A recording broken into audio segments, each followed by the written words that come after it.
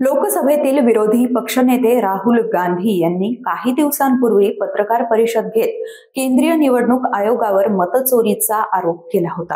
सोबतच बिहारमधील विशेष मतदार सुधारणा म्हणजेच SIR यादीत असंख्य घोळ असल्याचे दावे केले होते.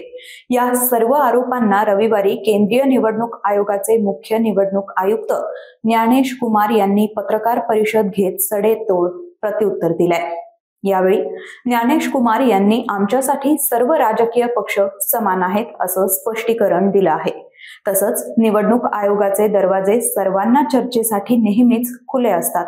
त्यामुळे केंद्रीय निवडणूक आयोगावर मतचोरीचा आरोप करणं हा संविधानाचा अपमान आहे असंही ते म्हणाले.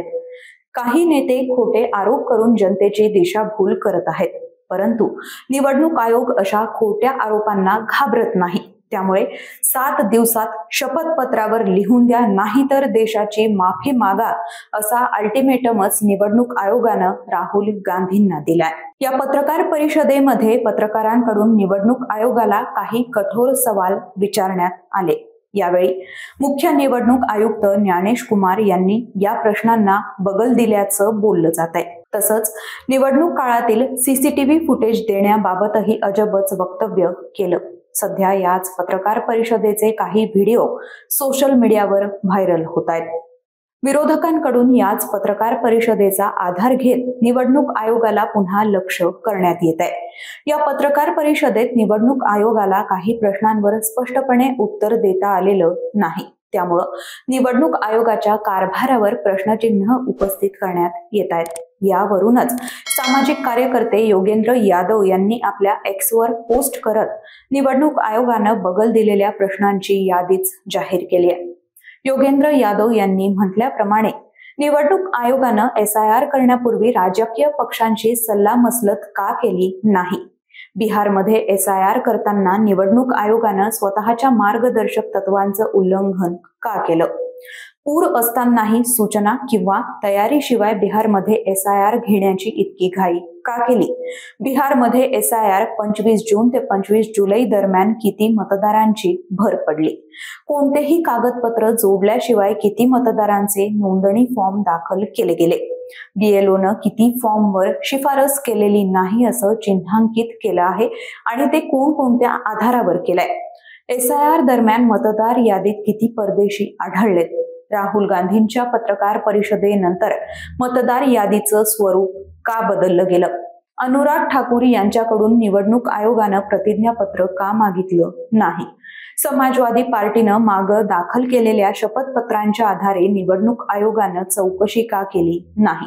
अशा अनेक प्रश्नांना उत्तर देणं निवडणूक आयोगानं टाळलं आहे. त्यामुळं आता निवडणूक आयोगानं टाळलेल्या प्रश्नातच सत्य दडलेलं आहे असा आरोप विरोधकांकडून केला जातोय.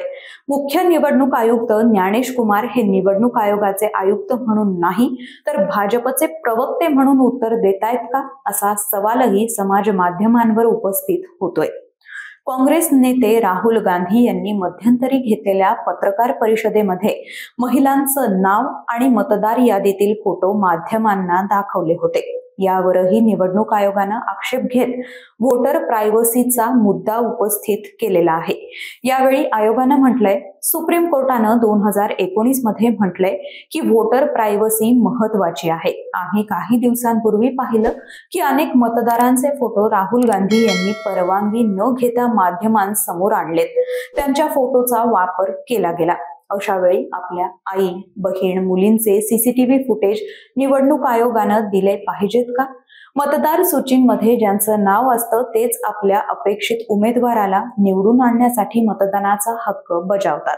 इतक्या पारदर्शक प्रक्रियेत मतचोरी कुणी करू शकत नाही असं कुमार यांनी म्हटलंय. हमने कुछ दिन पहले देखा कि कई मतदाताओं की फोटो उनकी अनुमति के बिना मीडिया के समक्ष रखी गई, उनके ऊपर आरोप लगाए गए, उनका इस्तेमाल किया गया. क्या अपनी माताओं, बहुओं, बेटियों सहित किसी भी मतदाता की CCTV वीडियो चुनाव आयोग को साझा करनी चाहिए क्या? मतदाता सूची में जिसका नाम होता है वही अपने प्रत्याशी को चयनित करने के लिए वोट डालता है। लोकसभा के चुनाव की प्रक्रिया में 1 करोड़ से भी अधिक कर्मचारी, 10 लाख से भी अधिक बूथ लेवल एजेंट्स, 20 लाख से भी अधिक प्रत्याशियों के पोलिंग एजेंट्स चुनाव के लिए कार्य करते हैं। इतने सारे लोगों के समक्ष इतनी पारदर्शी प्रक्रिया में क्या कोई भी मतदाता वोट की चोरी कर सकता है?